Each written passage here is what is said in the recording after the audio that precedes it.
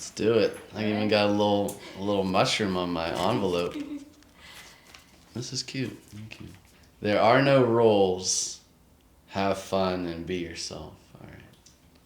That's the one rule of the fungi, is to have fun. But at the same time, there are no rules. Yeah. All right. Introduce yourself. Yeah, I am fungi.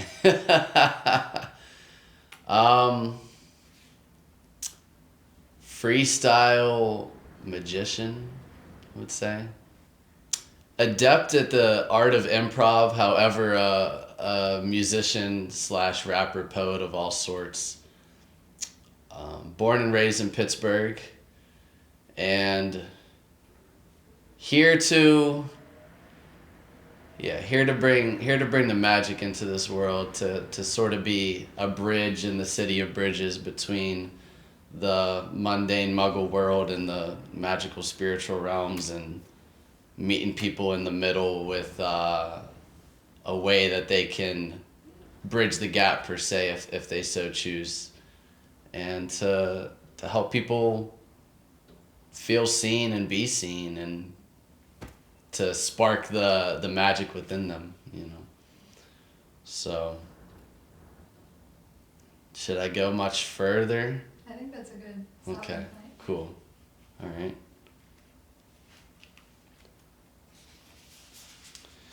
You started rapping at 12 years old. Wonder where you would have found that. What was going on in your life at that time that pulled you towards hip hop? It's interesting because at that age, it's like I didn't even know what hip hop was. I knew that I loved being creative with my friends. We would set up beats on the lunch table, and it was just something I was drawn to. Like I would really, like in 7th and 8th grade, just sit with only a couple other kids that liked to be musically creative. You know, we'd freestyle, we'd have fun with it. And I got along with everybody. Like, I played sports, so I was a bit of a jock, I was a bit of a nerd. I can even relate to the goth kids. Like, everybody, like, I was cool with in a way. But where I sat was with the other couple homies that like to rap. And I listened to Eminem, I listened to Jay-Z at the time, and I just loved, I guess for the most part at age 12, just like emulating what I admired, you know? So what was going on in my life at that time? I guess I was in 7th or 8th grade, probably playing baseball and doing well in school and going home and playing video games, like super like just simple sheltered life of like doing the school and extracurricular thing, going home, doing my homework, playing video games, going to bed, like very simple life. And I feel like maybe in hindsight, the rapping and that level of self-expression was a way for me to sort of like break out of the mold of what was so known. Because freestyle, you are playing in the unknown and in the mystery. So yeah, the big thing that happened was I beat my friend in a rap battle that basically it felt like the whole school witnessed. I mean, I'm sure not everybody was out there, but it felt like it. We had like the lunch ladies came out, my principal was out there, multiple teachers, and it seemed like most of my 7th and 8th grade class. And, you know, we practiced together, we're friends, so we'd freestyle together. And I don't know what happened, but we pretended to beef or did beef or whatever it was when you're 12 years old, you know. And I hit some punchline and, you know, everybody just decided that I was the winner, and I was exalted and celebrated on a grand scale probably for the first time in my life. And I got to feel like what it's like to sort of be a celebrity, to be seen and to be appreciated. And, you know, that feeling is, you know, I rode that wave. It's contagious in a way. So, yeah. So I beat my friend in a rap battle and rode that wave from there. Yeah. So, you broke the Guinness World Record for the longest rap. What was that experience like for you? Yeah. I feel like it was the best day of my life. It was. Originally, when I'd answer the question of like what was the best day of my life, it would be like some kind of mushroom or DMT experience or something. But when I really tap into it and I really think and feel into it, reaching this goal that I set for myself and doing it with the community and with the help of these other people supporting me, there's nothing better than accomplishing your dream that has taken so long and doing it with people that love and support you just simply. That was truly heaven on earth. I tell people, if you want to experience the best drug in life, it's to do what you love to do for an extreme amount of time. Like really push yourself. Say, for instance, just something as simple as like you enjoy crocheting. Well, have you ever crocheted to the point where your hands feel like they're going to fall off? Have you ever snowboarded to the point where it feels like your ankles are breaking and you can't go anymore and your lips are so chapped that they're bleeding? You know, like, what do you love to do that? And most people stop at their breaking point, right? Most people stop where they reach the level of discomfort. And what I experienced is the bliss that's beyond the breaking points. When I caught my second, third, fourth wind, when I got to the points where I really told myself and felt like I couldn't go any further, and all the physical signs were like, you need to stop. And I found a way through my own perseverance and the help of the people supporting me to push through. And on the other side of that is a feeling that you can only experience by like the ultimate triumph of persistence and dedication, you know? And it was the best feeling ever. Like through the 50-hour rap of breaking the Guinness record after I started with 6, 12, 18, 24, 36 and going on to 50. On the other side of that was the clearest, most peaceful and simultaneously empowering high of my life. Like no drug could ever replace. Like sure, there's sleep deprivation in there as well, you know, so there's some different things mixed in, but never was I on a drug that, you know, would cause me to feel like euphoria. Like people are like, would you take mushrooms? You must have been on Adderall or, you know what? It's like, no, like just very simple medicinal herbs, medicinal mushrooms, honey, tea, lemon, simple things, you know, barely eating.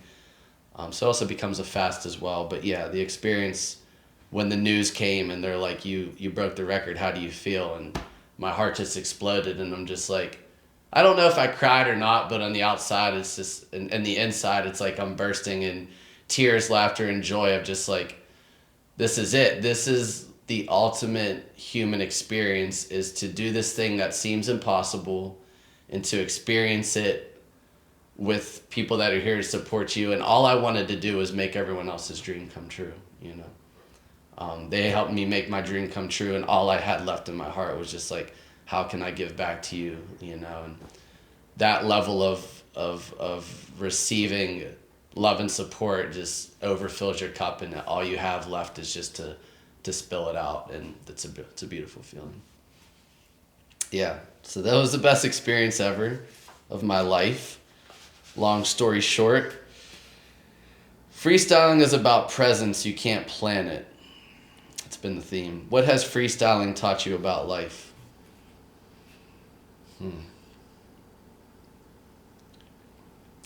Like everything. Yeah, presence is key. Presence is number one. Diving deeper into my meditation practice and, you know, cultivating a space of presence is not only key in freestyling, but in life, just like with everything. If you're not present, you're either looking to the future, which is anxiety, or you're stuck in the past, which is depression, you know? So without presence, there's some kind of ailment or misalignment that keeps you from experiencing life, right? You know, so freestyling has really taught me to trust. It's a balance of the left brain and right brain. Like, so in the left brain side, it's taught me that discipline and consistency can create a template for success, while simultaneously trusting and being okay in the unknown, like opening up to that right brain creativity of like, I don't know what's coming next, but I trust it's going to come. Like having that balance is the ultimate for, you know, not only any craft or art, but just for life in general.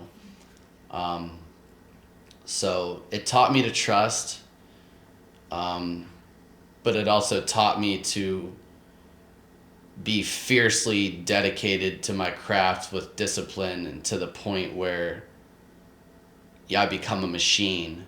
But then on the other end, it's like, it's taught me to tap into like the infinite vortex of creation that made me a beast. And so I bring the machine and the beast together to like be this like ultimate expression of what the left and right brain together can co-create and balance. Yeah, which feels like a godliness, you know, like being a creator god, living up to our potential in this reality, you know. So it's taught me to find balance. It's taught me to play. It's taught me to have fun. And like going to Costa Rica recently, going to Envision, holding space for other people to do the same thing, to express themselves. It's taught me through that mirror, through the reflection that they showed me, that it's truly activating in so many ways that we may or may not ever see. Like to really openly express yourself, clears channels in ways and builds confidence in ways that are deeply rewarding in so many areas of life that, you know, just one epic freestyle session where you get out of the way and let the universe play, you know, might just transform your life forever. So it's taught me a lot, to say the least. So thank you for that. Sometimes you intentionally trigger people and other times you keep the peace. Sure. How do you know which energy the moment needs?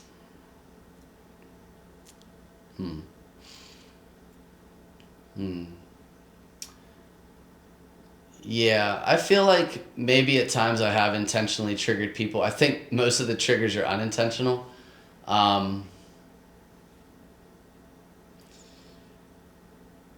Most of it's intuition.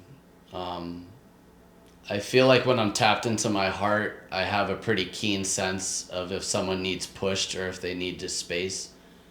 And when I'm confident in my intuition to guide me through what somebody needs, then that's how I know. So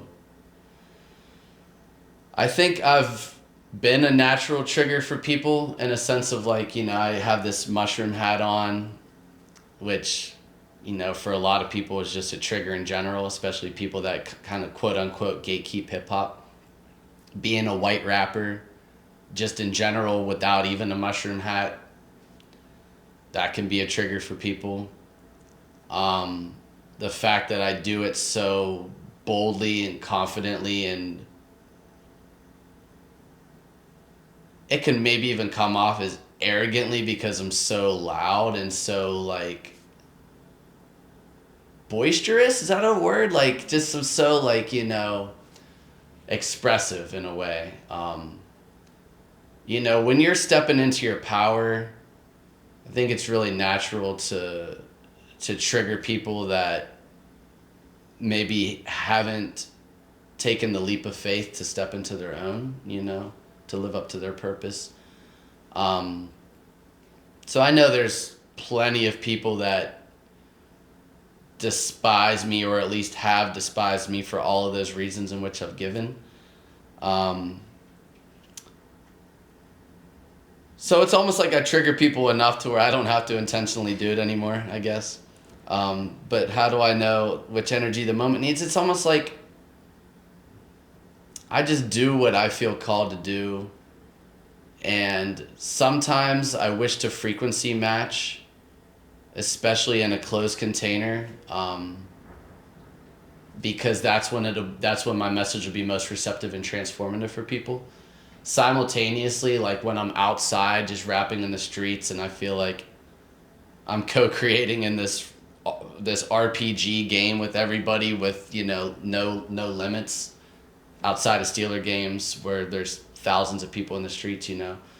Um, I choose to be extra and not frequency match and be extra, just fucking just go the fuck all out, because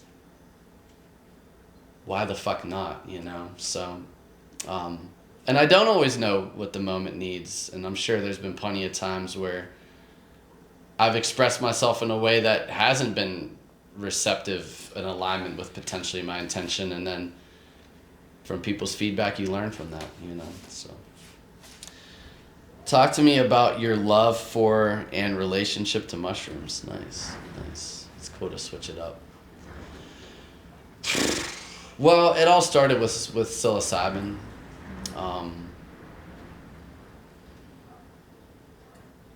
I guess when I was 18 years old, when I was in college, I experienced psilocybin for the first time. And for the first few times, I don't think I really fully got it. There's so many layers to the psychedelic experience, and I think when you have so many other spirits that you're communing with, then you can only go so far with the spirit of the mushroom. You know, I'm drinking on the weekends, probably pretty heavily, frat style, smoking a good amount of weed at that age, maybe even every day at that point. That's when I first started. And just, you know, in a pretty baseline vibration overall, just because there's been nothing that like really woke me up to my power yet per se, just coming from that environment that I described earlier of just sports, school, go home, do homework, do it again, Groundhog Day, you know. Still the same thing in college, you're just at a higher level. So commune with the mushrooms for the first couple times, and it was like, there's some maybe cool trips that felt good, or maybe some things I would call bad trips, which now I realize those were just opportunities for growth, right? But nothing really, I don't know, nothing was really like that impactful.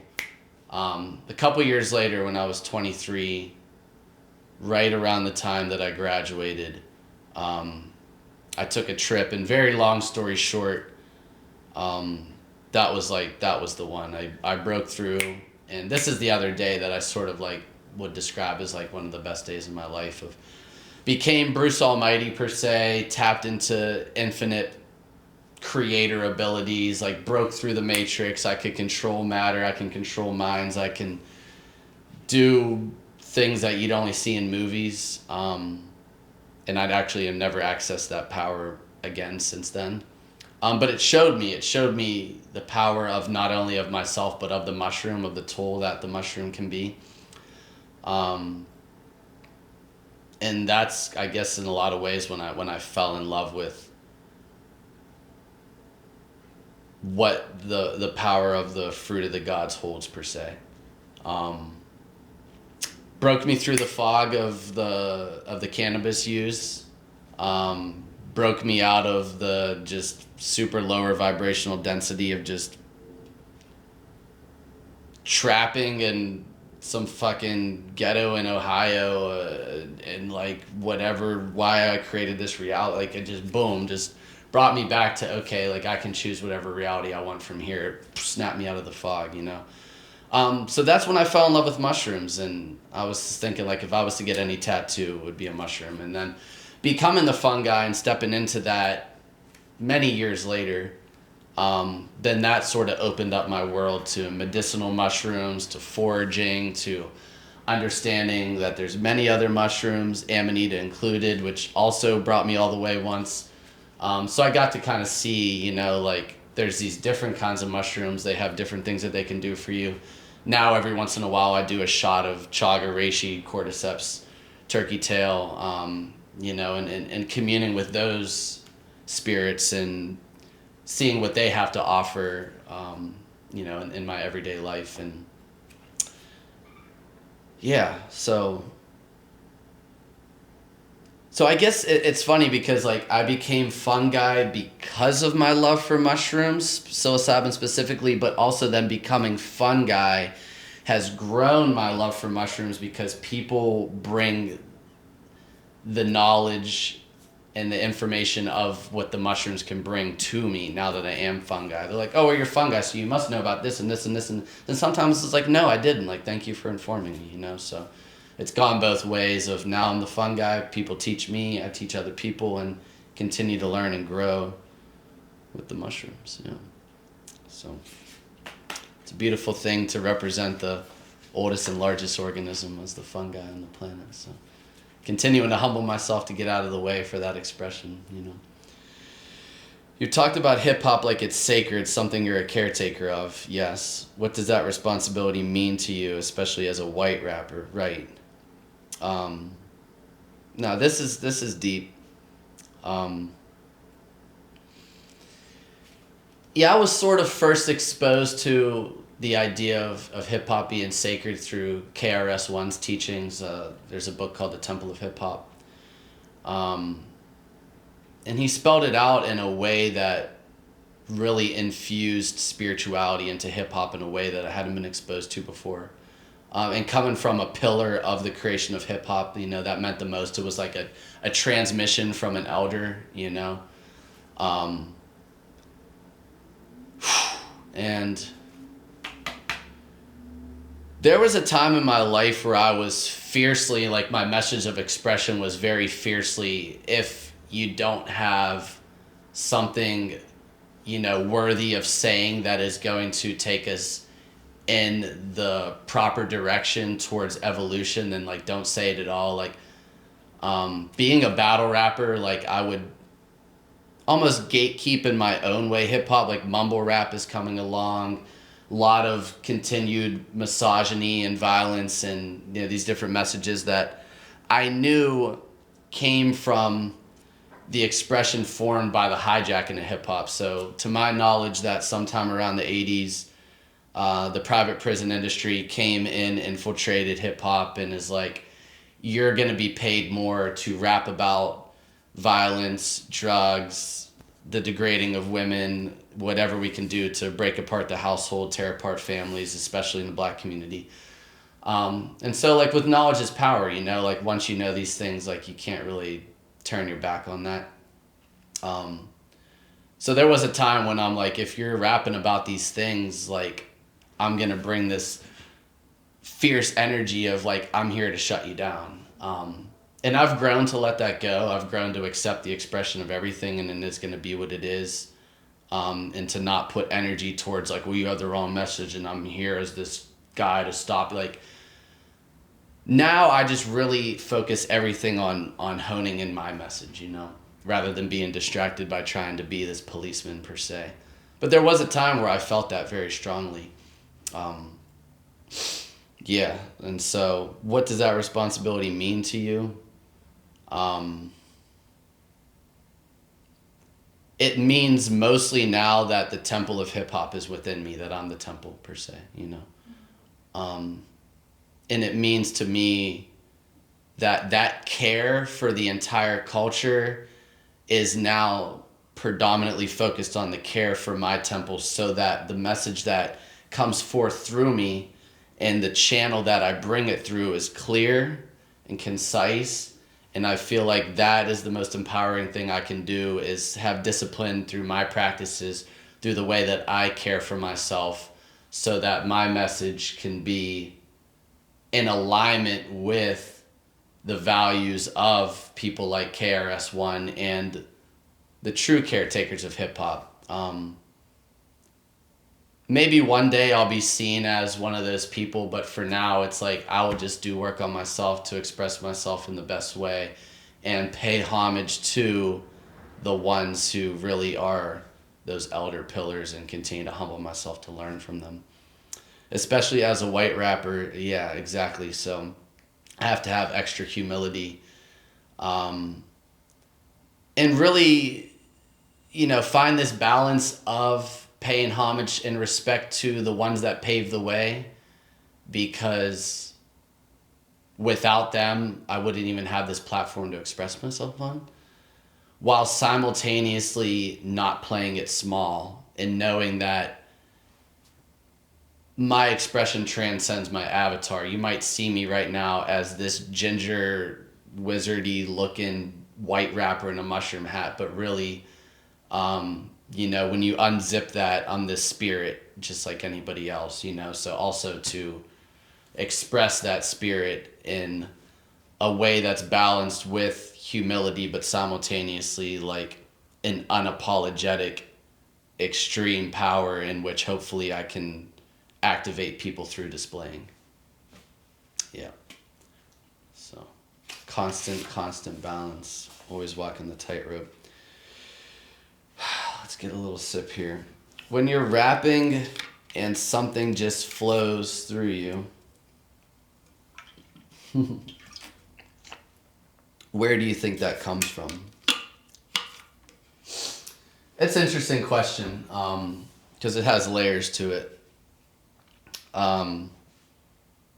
You know, the flow being just simply what's channeled through what you hear, the cadence, the lyrics, the however you want to take it on the surface level. And then there's also like what might be flowing in a way that's sort of like from that right brain space or even from beyond the space of the mind. So there's kind of layers to this. So on the surface level, where does it come from? What's flowing through me? Predominantly what you're hearing is this trained web of multisyllabic linking and vocabulary, systematic, like mycelial web of words that I've woven in my head over practicing for 20 years. Like that's predominantly what you're hearing. You know, if you were to give me a word right now, my mind's going to go back to other times I've rapped about that word. My mind's going to go to associations in which I probably have already made in my mind. It's going to come up with linking multiple syllables with things that I've probably already done. And then simultaneously, I'm going to open space to find presence to allow something new to come through. And that's that other layer.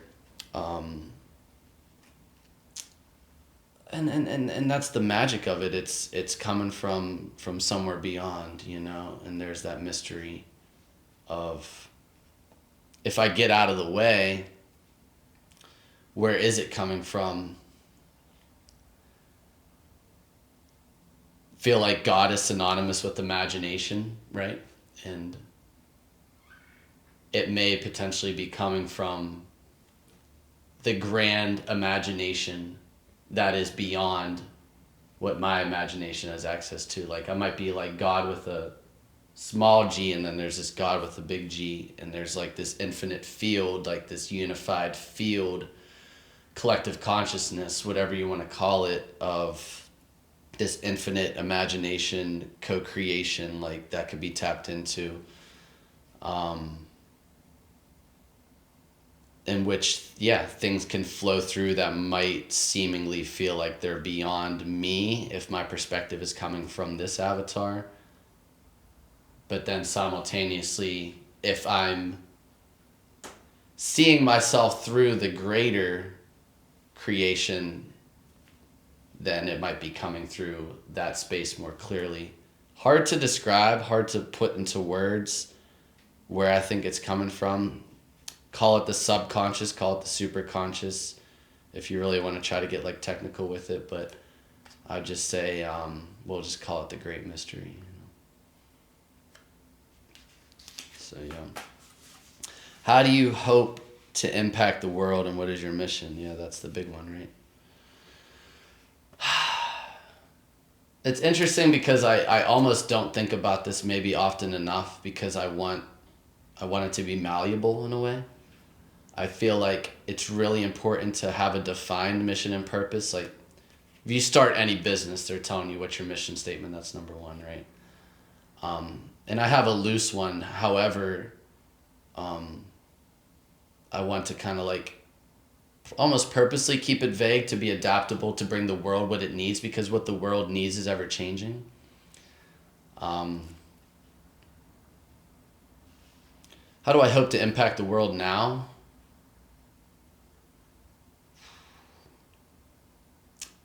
Mostly to inspire, and to be sort of a beacon of activation.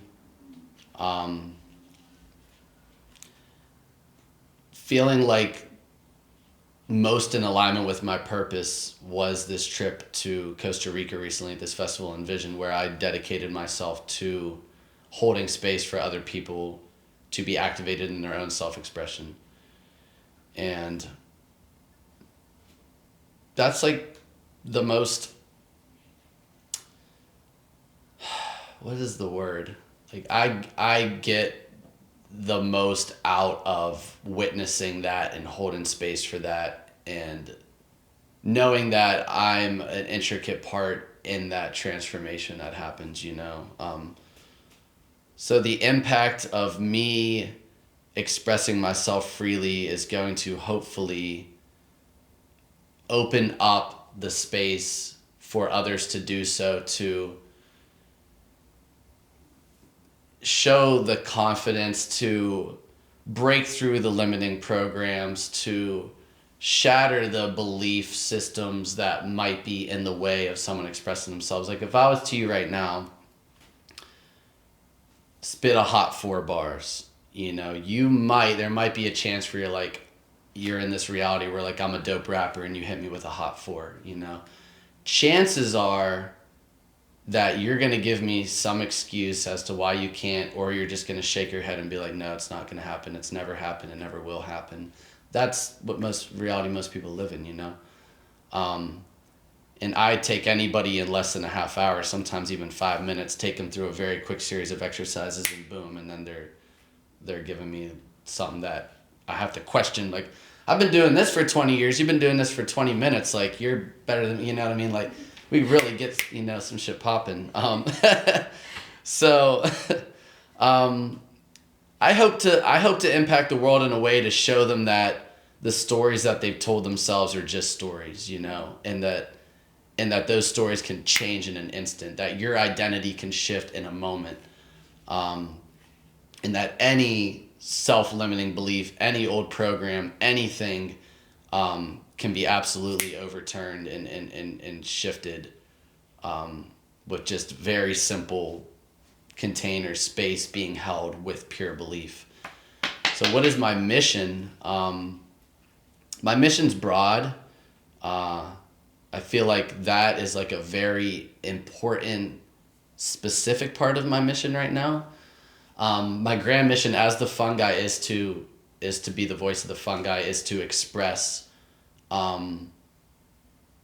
whatever the fungi wants to express in the realm of hip hop, which I feel like is sort of the most optimal bridge right now into the world. Like, you know, what music the most people listen to, like country, Christian rock, or rap, and probably arguably rap and hip hop is the most popular genre on the face of the earth right now. So to utilize music to be that bridge of bringing the message of the fungi, and the fungi has a message that holds a lot of polarity, from one end of like be like a child and play, to all the way to like this grandfatherly vibe of like you need to have absolute discipline and let go of all of your vices in order to like transform your life, and like to kind of like bring all of that wide spectrum into channeling into this one message that can hopefully, you know, be received and digested by the masses. So, and that happens through making actual music, recording actual songs, of course my own freestyles in the streets, and then the workshops and spaces that I hold for that transformation, which might also be ice baths, to get past your comfort zone, to embody the acronym of GROW, which I've created, which stands for getting rid of weakness. Like to step out of your comfort zone, take the leap of faith, and to see that when you take a leap of faith, the universe always has your back and you're always rewarded. You know, like if you leap with trust that you can never fall, you will only fly. fly also standing for first love yourself. So the mission of bringing people back into their hearts, of bringing people into alignment with all three of their brains, their heart brain, their gut brain, their brain, into move aside and alchemize, purify, transmute whatever might be in the way from them being in alignment, so that they can use their vessels as an instrument of expression for whatever gifts that they're bringing into this world. So I guess my mission overall, to sum it up best, is to be a conduit to activate others to step into their purpose, their mission, to share their gifts in a way that is going to activate others and to create that ripple effect through the world. There's so much more I can go. Of course, I don't want to blab forever on, one specific one, since we got a nice stack here. Thank you once again. These are great. If someone watching this feels like they are holding their voice back, what would you say to them?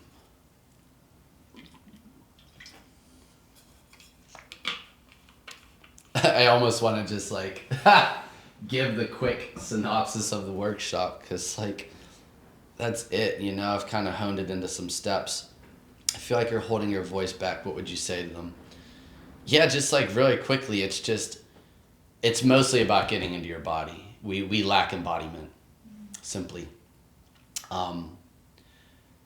And the first thing is to find a way to get into your body. And the way that I do that for people is we work really well whenever we're in groups, and even you and I are just a group right here. So I'd be like, hey, say your name with an expression. And whenever you say your name and you do this movement, and then I say your name and I do this movement, and next thing you know, you're automatically seen, and there's this wall that's already been dropped, because now we're having fun, and now you're relating to someone and connecting to somebody.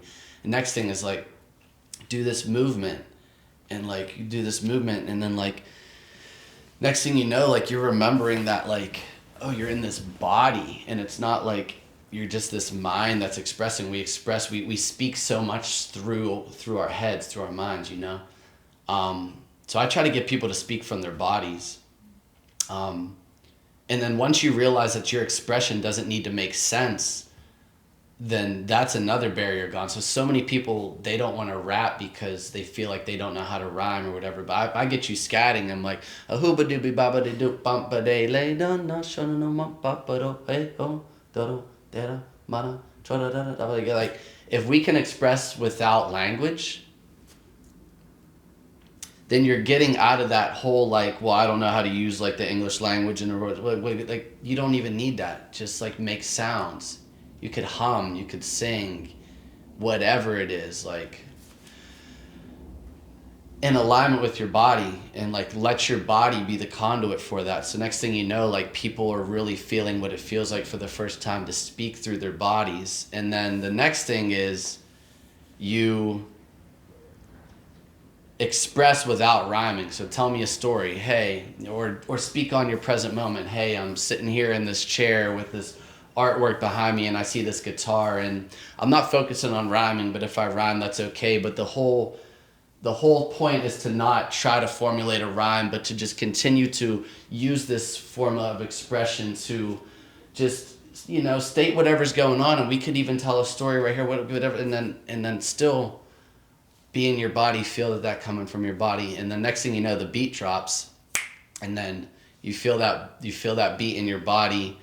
And we've got out of the way of what stops us almost so much as overthinking, and being in our head. And next thing you know, the beat drops, and when I ask for a 4-bar, the shit's almost always hot fire, because we've already gone through the expressing and the being in our body and not worrying about rhyming. And when you're told to rhyme, I'm thinking, you just started, you're going to hit me with some Dr. Seuss Cat in the Hat. And next thing you know, it's boom, I see these fractal eyes, and I'm freaking ready to actualize through my rapping line. I'm like, damn, okay, I can see what your body's got, So what would I say to them? I would say everything that I just said and sum it down to speak through your body, get out of your head, and you absolutely can do this, and I'm going to prove to you that you can do this very fucking quickly.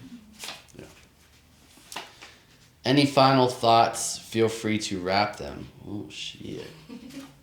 All right. Beautiful, beautiful, beautiful. Okay. I like that. I feel I can wrap final thoughts if there's a final thought. I can also invite you, if you wish, to give me a phrase or subject or topic or prompt or anything, like if there's like a final question or activation that I can put into a rap, if you wish. The art of being seen. The art of being seen. Yeah. Because that's what your art is. All right, so let's do a freestyle channel for the art of being seen and see what comes through.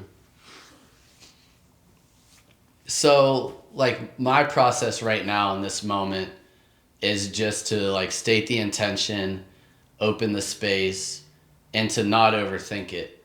And just sort of like, if I was a program, it's like I'd type in the prompt, like almost in a chat GPT, and like, boom, like open the space for it to come through. But simultaneously make sure it's not just like we're pulling on old information, but really opening up to, you know, what this space has to offer and what the prompt has to offer to beyond what has ever been created before. So once again, we're finding that balance of, yeah, we're going to make rhymes, but simultaneously we're going to open up to see what else comes through the mystery.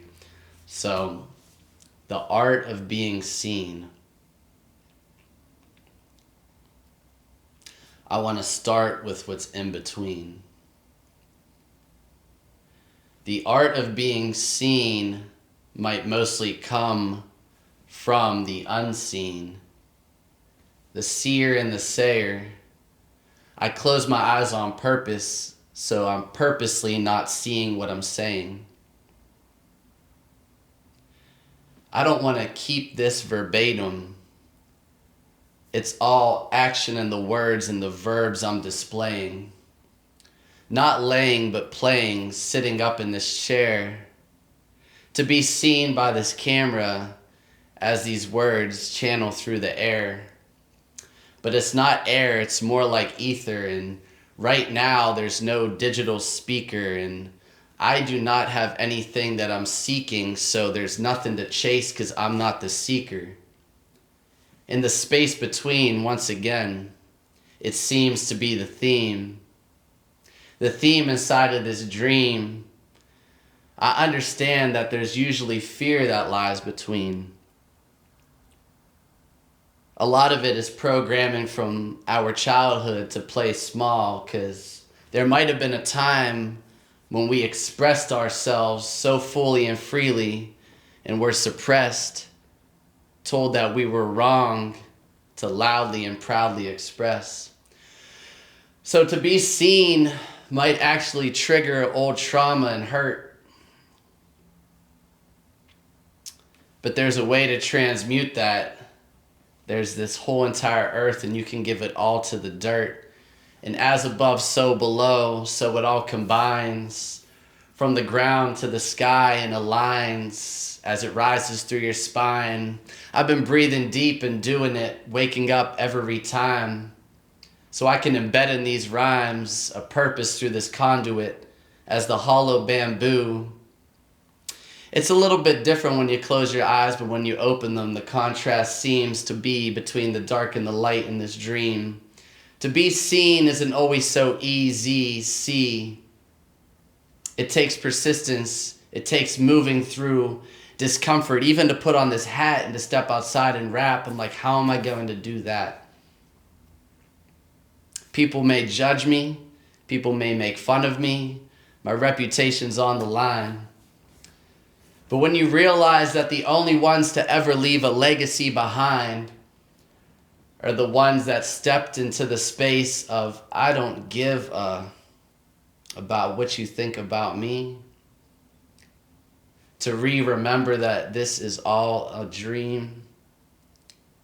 And the ones that are able to transcend this matrix are the ones that are able to play with the monkey bars on the playground of this spaceship. See, I started from the basement and had so many people holding me back that were adjacent.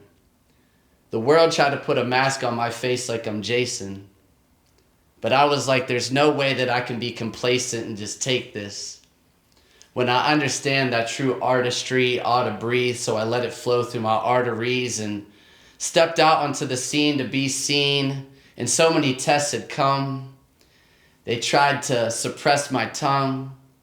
Cops would show up. People would say things against my name, try to character assassinate me each and every day. But the more that I expressed myself and did what I needed to do, and the positive reinforcement came through, I just realized what was worthy of focusing on were the people that I inspired and motivated in this co-creation. And so to be seen may activate somebody else to live their dreams, and so that's what I focus on.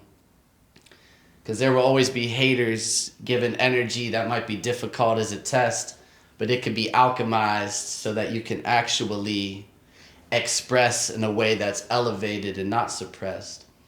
So this art of being seen right behind me is on this background as I wear this rap crown, realizing that I have to move forward and can never back down because I've been put here for a reason. And 'tis the season. I mean, come on. We are all expressions of God. And so what I'm trying to say in the end of the day is that to get down to it, when you tap into your purpose and you understand it, there is no way that you can ever forget it. And I will never go back. There will never be another job, and that is a fact, because all I really know is staying on this track, kind of like a roller coaster must follow its own map, and that's a fact. And part of me wants to say that's a wrap because I don't want to overdo it. But I want to make sure that this is exclusive and ended in the best way in which it started with.